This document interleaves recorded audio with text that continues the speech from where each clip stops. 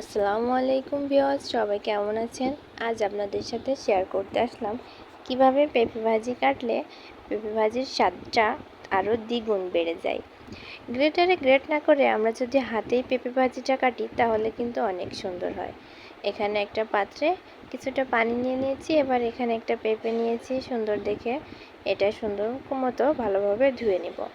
তারপর একটা বটি নিয়ে নিয়েছি, এটার সাহায্যে আমি হাতে কাটবো। এটা এবার ফালি করে কেটে নিতে হবে।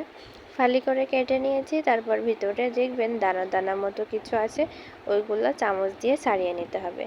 এবার এটা আমি সুন্দর করে ছুলে নিয়েছি। এবার দেখুন আমি একটা চামচ নিয়ে নিয়েছি, এটার সাহায্যে সুন্দর করে দানা দানা মতো যেগুলো আছে ওগুলো আমি ফেলে দিচ্ছি। এবার সবগুলো ছাড়ানো শেষ, এটা আমি ভাজি কাটবো।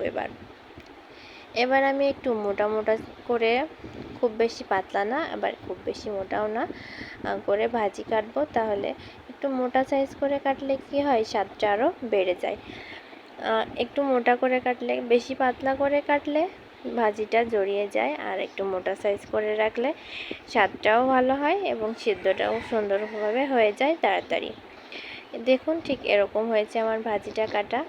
আজ আমি আপনাদের সাথে রান্নাটা শেয়ার করব না।